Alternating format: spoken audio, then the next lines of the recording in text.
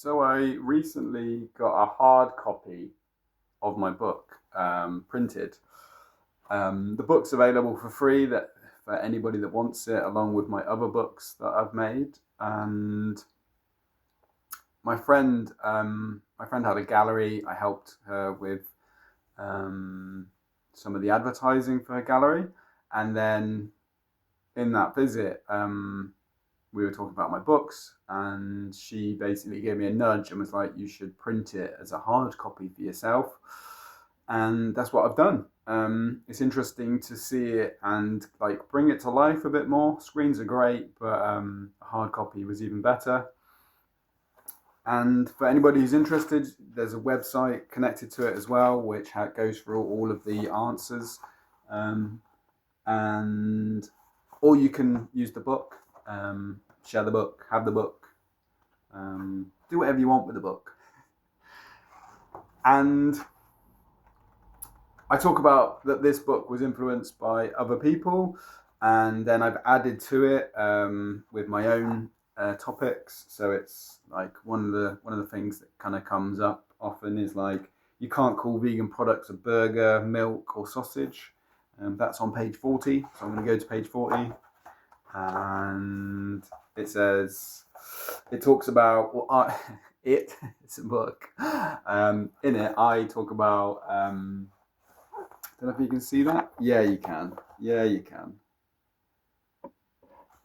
So another friend many years ago pointed out about peanut butter.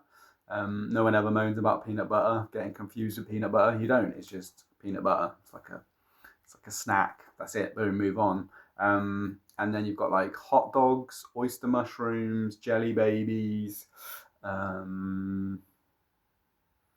butternut squash, shepherd's pie. There's no shepherds in shepherd's pie, and fish fingers. Most fish don't have fingers, so that doesn't make sense either.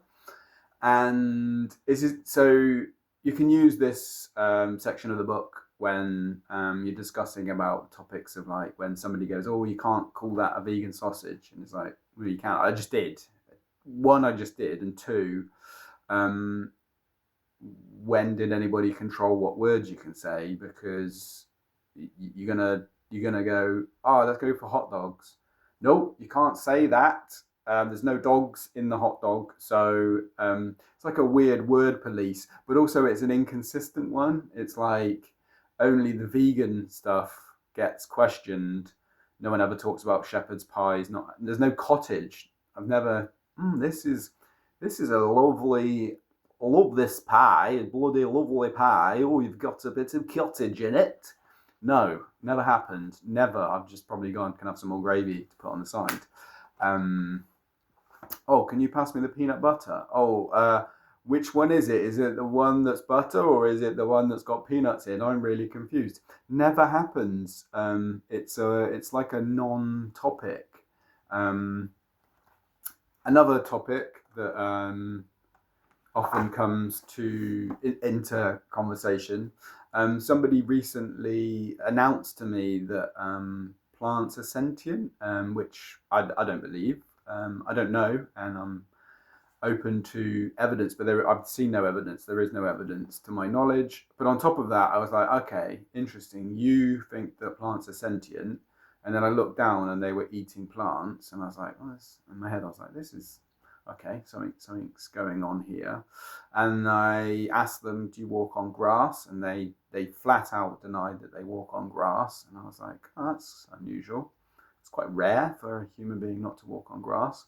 Turns out that they were a gardener, so they were lying. And I was like, why would you announce to me that plants are sentient and then lie about it? Like why don't you just say, no, I do walk on plants? The problem is that I caught them out and they wanted, like, it was a very weird situation.